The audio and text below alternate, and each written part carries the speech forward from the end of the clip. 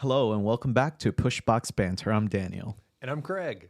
And this week we're recapping the return of Jeddah. Yes. So Return of the Jeddah. yes, the return of Jeddah. So a little bit about Jeddah, Craig. It's our first time, or it's our fourth time here. It's the fastest street circuit on the calendar, third longest track, and home to some pretty big moments that we've seen. Max Verstappen's quality lap that never was, and a few other moments that have shined. We've seen a lot of drivers like this track. They could race here forever, so they say. Yeah, that's what I've heard. Some of them have commented that they just love this track, that it's one that they just would, they could keep racing on forever. But it's also like one that where other people are like, yes, it's very demanding. Yeah. Physically demanding because of all the G-forces, because there's like 27 curves in the whole thing. Exactly. Yeah. And as they say, it's anti-clockwise. Yeah, it is. Yeah. I hadn't thought of that, but it's true. It is. Yeah. Nice. So Max Verstappen. Yes. So Verstappen, I mean, one of the stories, can anybody really challenge Verstappen? I mean, he's so dominant in Red Bull, so dominant coming into this. So his 34th pole position Yep. on this race, the first time that he's ever had it in Jeddah. Yeah. So, yeah. Things look like they're going to go well for him so far. Yeah. I mean, I don't see anybody really challenging him except for Checo, and even that's not very likely. I don't see that happening. Do you? Not really. No. No. I mean, pre-race projections. I mean, even last time, after last week's race, I think both of us were like, Verstappen and Perez, they're going to be at the top, every time. And then I do pre-race. We both did a little pre-race thing and predictions, and you had Verstappen and Perez at the top, and then Leclerc right after that, and I put Leclerc as second. Just because of looking at some of the races, not just the practice stuff going on, and thinking, well, okay, he did pretty well in practice. Yeah. Maybe he's gonna, maybe he's got the brake issue fixed out, maybe. Yeah. But but in reality, like it's Red Bulls to lose. Yeah, it really is Red Bulls to lose. I don't. Even Leclerc, even with the troubles that they've had, I don't see him really doing anything this race or probably throughout the year other than be that solid second, third place. Yeah. Yeah. Yeah. That's how that goes. Yeah. As far as this weekend and going into the race, we've seen a lot of interesting things, especially with, we saw Hamilton causing, well, thankfully nothing happened, but almost causing a huge shunt with Sargent, which he did get fined for. Really? How much? What was the final fine that he got? Oh my goodness, I'm not $1 million. It was pretty bad though. It was just something like he totally messed up. But totally messed up. Probably a lack of communication with him and his engineer, but that wasn't very good, especially not for Sargent. He's right now totally under pressure. We know the seat is not safe for next year. Williams has told him what they expect. They expect him to do well, error-free races, just be consistent. And so hopefully we see good things from him moving forward, but very bad news for Hamilton having to pay that fine. We saw issues with Zhou. Zhou had a very bad shunt in P3. Completely wrecked the car. Yeah. What did you think about those mechanics? Man, it's the amount that he wrecked that car. Like I thought, this car is totally done. Yeah. But then to see them actually like putting it back together was pretty amazing. I thought And they're under the clock too, because they're trying to get it all put back together so they can at least get out on the track and try to get a lap in or two for qualifying. Yeah. So, they're literally under the gun. So as qualifying, that first session is going on, you can see the clock, and they keep shifting back over to the pits, and Right. they're like hurrying, and they're working on this wheel, trying to get it on, and and you're just sitting there going, are they going to make it? Are they not? Okay, how much time? Because he gets down to 5 minutes, and great. Okay, there's Yeah. 5 minutes left of this qualifying session, but how much time does he have to have before he gets out there to make it around the lap and do that? So it was very, very, very close. Yeah, I thought he would do a little bit, or he would go a little faster in his out lap, but he just didn't, and he missed the checkered flag to start his fast lap. So, very sad news for him. Yeah. Didn't get out of Q3, and props to his mechanics because they really did a good job. It was good though that he at least got out, at least got to go around the track, before actually race day. There's got to be a little bit of jitters. I mean, these guys, they've seen it all. I'm sure they've been in plenty of wrecks and stuff, but there's got to be a little bit of jitters, like getting back in the car, back on that track, go around the spot where you've had the accident, get back out there. So mentally you're clear. So that was good that he got to at least get out there, but. And who's to say the car is set up exactly the way he wanted it, right? That too. Exactly. So that gives him a little bit of a setup too, Yeah. Or at least an opportunity to give some feedback to the mechanics. Right. Rather than amazing job to get it fixed. Yeah. Gosh, he really wrecked it. If they could only be faster on their pit stops, right? Yeah, they're special there. Yeah. Alpine. Lots of shakeups in Alpine going into the weekend. They lost a technical director. Lots of movements happening from the board and above, right? Yeah, and they kind of shifted around like how they're organized. So they have like multiple people in charge of multiple sections of the car. So it seems like there's a few different teams that are doing that type of organizational structure. I think McLaren is kind of doing something similar, divvying up the technical direction of the car, right, amongst 2 to 3 people. So that's pretty cool. Hopefully that does something for them, because right now, they're really struggling, and we'll see if they can turn it around. Speaking of principles and things like that, what about Horner? Yeah, that is a developing story there. I mean, it's gone from one thing and then leading into more information about what's going on inside of Red Bull. Yeah, exactly. It started with a issue with the staffing, a person in their staff making allegations of alleged misconduct, allegedly, right?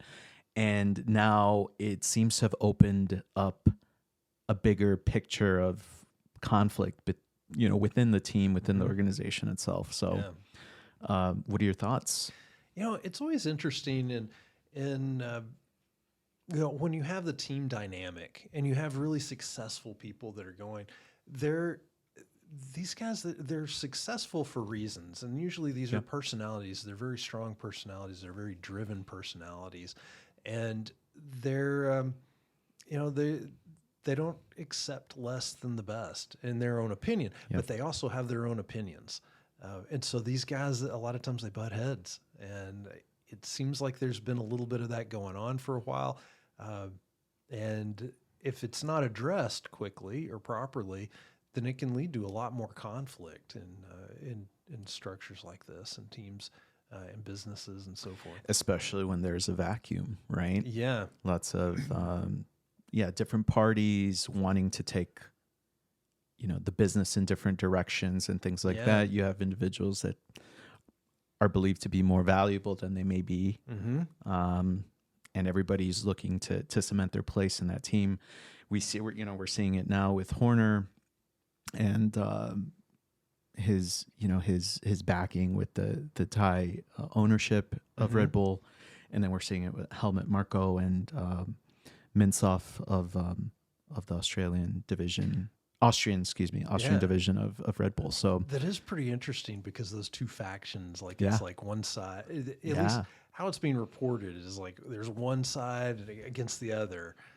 And whether that's really, the truth of it all, or if it's somewhere in between, but it's still pretty fascinating that's going on at this high of a level, because they're having success. I mean, they're doing a great job. They're putting a great product out there.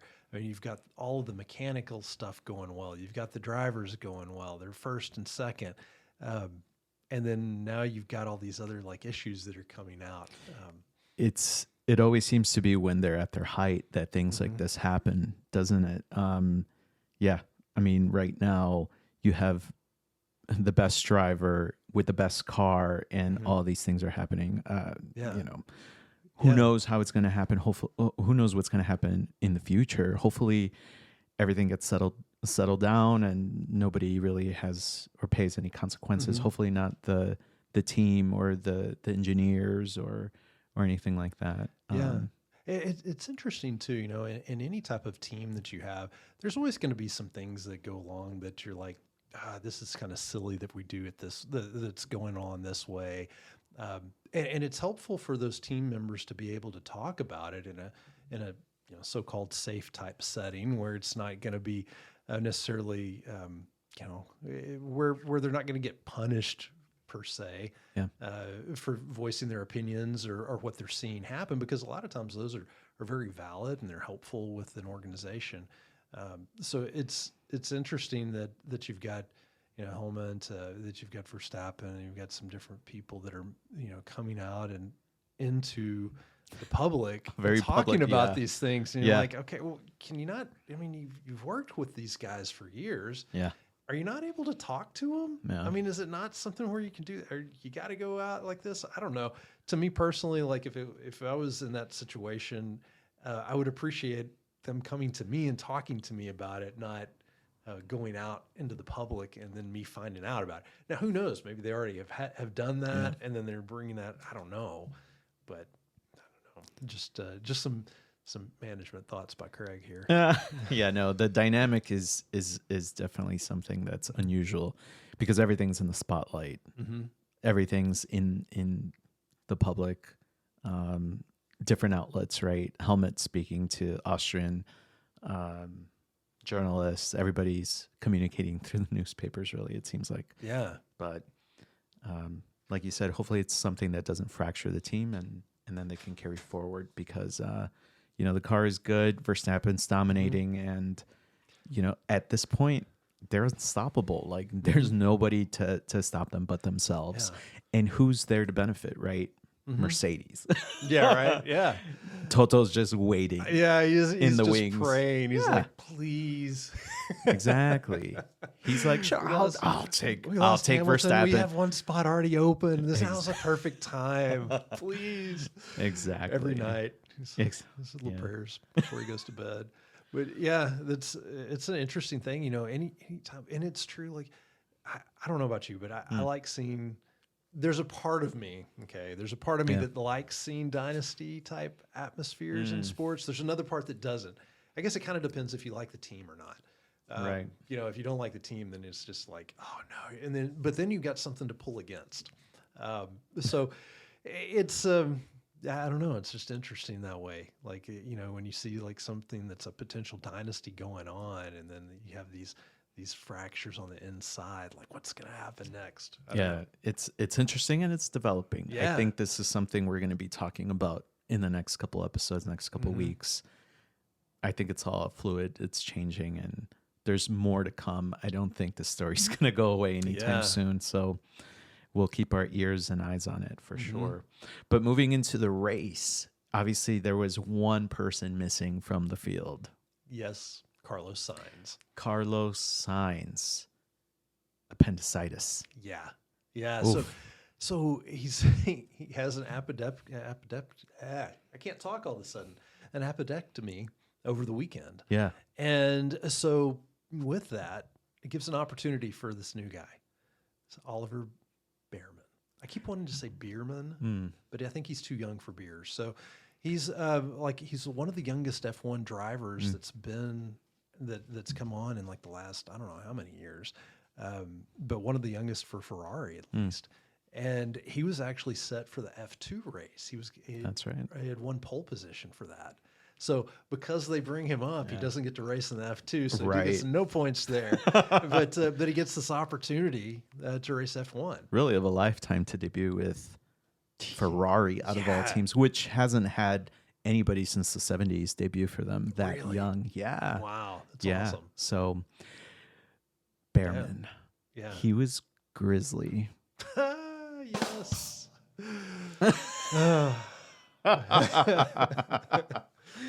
He Yeah. did well. He scored some points. I mean, more than most individuals debuting. Typically, you don't see them really scoring points. In fact, most people in the grid don't really score points that often. So, ask Haas, right? Ask Williams. Like half of the people they never score. But yeah. I mean, he did really well. It was really Go I ahead. would like to say that in my pre-race predictions, I did have him scoring points. Did you? I did. I just want to point that out. But Where'd you have him? I had him coming in, I think at 8th or 9th. Okay, he did better. Yeah, Yeah, nice. yeah, He came in 7th, I think. Anyway. yeah. He He ended up in 7th. Exactly. So, yeah, we may be getting ahead of ourselves. It's all right. I don't know. But no, he did great. He scored some points. 18 years old. Did you see his dad? Yes, like during qualifying. They kept going back to his dad and his dad's face, and he's like every single curve, he's like hanging on it. But yeah, it's like you could really see him into it. kissing the wall, and he's just like holding his head, like, know, please don't crash. Yeah. It was interesting. And behind him, did you see who was at the race? It was, I believe it was a CEO of Ferrari or the president. Really? Yeah. Oh, that's cool. I thought it was Beerman's uncle or something like that. It was actually his dad, and behind him was one of the presidents of Ferrari. So that's cool. Yeah. That's cool. I did notice Alicia Keys at some point. Alicia Keys was there. In the Mercedes, garage. I did see that. Anthony Joshua, I think, Really? was there. He had just fought somebody. He had a boxing match, I think, the day before. Wow. Against Ngannou. So he's a former MMA fighter from the UFC. Okay.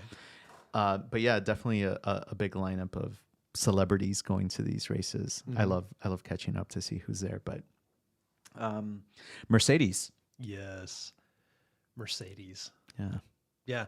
So going into the race, I mean, just for the race itself, Mercedes, it's pretty interesting because you've got, there are other teams that are running with the Mercedes gear in them. You've got the power units, power units for McLaren and also Aston Martin. That's right. So this race was pretty interesting with, Lance Stroll did have a pretty big impact on the race.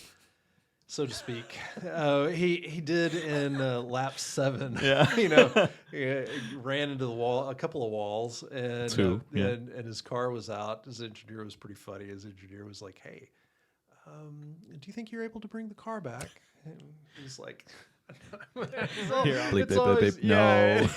And Lance is just like, "No."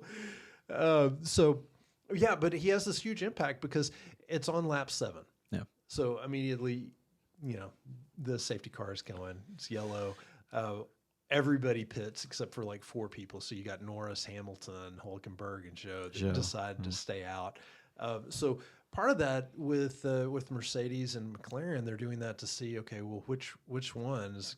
They're basically kind of betting here, kind of rolling the dice. Okay, we're going to put one driver where they can either win or the other driver's going to win, depending on if we're going to have another safety car later.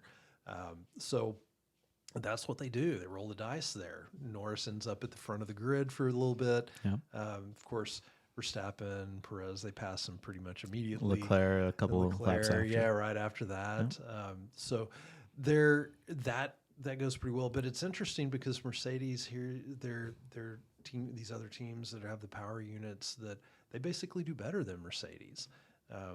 They're close. But it's like, okay, you're giving out your gear, and now other people are beating you on the race. Yeah. Just, like Red Bull, Ferrari, they're the car, Haas and RB. They're not anywhere close. But, right. Here with Mercedes, they're right there and beating them. Yeah. So that's kind of interesting to see that. Yeah, no, it's not a nice sight to see them behind the McLarens, or even in Russell's case behind Alonso for 40 plus laps, just on his tail, getting close, but not close enough. I think he was averaging like 1.12 seconds. Like he was right behind him the whole race. Yeah. And as far as Hamilton and the fight with Lando, yeah, their tires went away from them, and they never got the safety car they were looking for, either of them. And at the end of the day, just the faster car won, right? Yeah. And yeah, it's a shame. They're both lacking pace in the high speeds, but at the end of the day, McLaren is above him. So. Yeah, it's pretty interesting to see. I mean, Piastri had a really good race the whole time, going after that, and he did a great job coming in fourth. Really, they did. The fights were really in the midfield and the lower midfield, weren't they? There's lots of shenanigans going on, really behind Magnussen. Yes. Yeah. Good old Magnussen. So, I mean, he's such an aggressive, but he's also like he does not like for people to pass him. And so he does everything, throwing the elbows and everything to get people out of the way, or to not allow them to pass. So it's a little sketchy, some of the things that he does. Yeah, he's ultra aggressive. Yeah. I'm for it. Well, that's great. I mean, it makes for great racing to watch when you've got somebody that's out there that is aggressive. But it also, like in some cases, when you're a little bit too aggressive, it detracts from other people and other teams and their ability to compete. Yeah. So in this case, on one of the times, Albon is trying to pass him, and he's like, "Nope, you're not going to," and he kind of leans into him and does some damage to Albon's car. Pushes him straight into the wall, right? Yeah. So fortunately, they're both able to continue, both able to compete. And Albon has a good day, but you do wonder, like, how much does that impact his ability to come and compete for points? So, yeah. But it was pretty cool though, because he did get those penalties. He had a couple of penalties. So he gets a penalty there, which typically is like a 5-second penalty. 10 seconds this time. Yes. So I'm not sure why it's 10 seconds. I think there's a bit of controversy there, and we could get into that in a second. But yeah, there was definitely a 10-second penalty for his little shunt with Albon, and then his overtake on Tsunoda, which he carried a little bit too much onto that first corner and kind of went over on the following corner, but 10 seconds was a little steep for that as well. Yeah. Normally that sort of thing, passing beyond the track limits would, require a 5-second penalty. So 10 seconds plus another 10 seconds, 20 seconds on, that's really bad news for Magnussen. That's game over. But he did play the team game though. Yeah. I mean, his race was over and he did help Hülkenberg really get his first point in the last who knows how many races. So that was nice to see. He really, as Alonso would put it, defended like a lion. Yes, he did. So he did really well there. He really did. He made his car as wide as it could be for probably half the race. It was really nice to see. But as you were talking about the penalties, 10-second penalties plus 10-second penalties for Magnussen. But what about for Lando? Yeah, that was pretty interesting. Right at the very front. So, right at the very start of the race, Lando Norris, and all of a sudden on Russell is calling out, "Oh, there's a jump start," Yeah. And so they looked at it, and everybody's thinking, "Yeah, it's a jump start. It's going to be 5-second penalty coming up for him." And then they looked at it, and then they said, "No penalty. No penalty." Fine. And so these cars, like, they have sensors in them to tell if they're within the grid, within that little starting spot, and then also like. Was his car moving forward or not? Like when the lights went out. Yeah, when the lights went out. Now, They said that whenever the lights went out, his car was moving forward, or before the lights went out. His car, you do see it move forward. You do see it come to a complete stop. Yeah. And then it goes. So I don't usually in those situations they still penalize him 5 seconds. Yeah, they would. In this case, he didn't. Now, if he was penalized 5 seconds because he ends up scoring some points, if he was penalized those 5 seconds, he would have dropped back one place. Yeah. Behind Lewis. Yes. Yeah. Mm-hmm. Yeah, it would have been behind Lewis. So he would have fallen back into ninth. So it does make a little bit of difference on the points there. But outside of that, it really wouldn't have made that big of a difference. But I mean, one spot, that's a couple points for sure. Yeah. No, it's definitely a very impactful, but yeah, keep that in mind as the season goes along and the constructor championship. Yeah, right. Exactly. That sort of thing, you'll start to notice it once they get back to Brazil or something like that. Mm-hmm. But yeah, really bad. I would say inconsistency. 10 seconds, and nil for Lando. That was really unusual. I think a lot of people were left just totally shocked. But and one more 5 seconds for Perez on the pit stops for an unsafe release. Mm-hmm. What were your thoughts on that? Again, the standard though has always been when it's a double, when they do two stops at once, right? Mm-hmm. They're a little bit more lax on that sort of thing, and the fact that that Alonso really wasn't, I don't think he was impacted that much or that greatly that it would have necessitated a 5 second penalty. I thought it was a little harsh. I don't think it required it. I think we saw other folks that were very close to causing collisions, like you mentioned in the beginning of the race with Tsunoda and others. But for five, it wasn't impactful at all. It didn't really matter. But at the end of the day, the stewards are going to do what they're going to do. So fortunately, it didn't impact him and lose him a race spot. No. Then my predictions would have come true. But, yeah, right. Yeah, but yeah, he ends up 6, 7 seconds, almost 7 seconds above in front of Leclerc. Exactly. But that was an interesting pit stop in time where everybody's double stacking for the most part. Everybody's going at it, trying to get that their tires on. And you mentioned, it was untimely DNF. What was it? 7 laps? Yeah. 7 laps in. 7, yeah. 7 laps in. And good thing we didn't see one for Gasly earlier on, because I'm surprised, even made it out of the formation lap. He was already struggling on the formation lap, saying he had gearbox issues. And I think it took him all but half a lap to figure out, like, okay, this is it. Yeah, he only had like gears 1 through 6. So so I mean, he couldn't go very long that way. No. Yeah. Did he even make it around? I think he made it around. Yeah, he made it around. Pit stop. Yeah. No, I'm pretty certain he started. Yeah, he started lap 1, and I think he made it around once to pit. Yeah.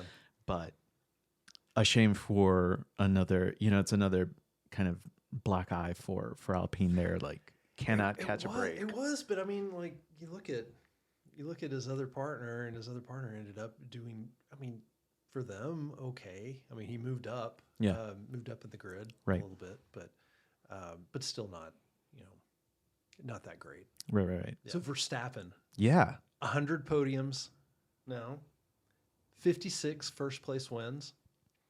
So RB, they move into 4th all time in wins, so 115 wins in total. So they pass Williams in that ranking. That's an incredible run, for sure. It's pretty awesome. So now what's next? Well, Melbourne, Albert Park, Australia. Nice. Yeah. Definitely Max again on top. Yeah. Perez, close second.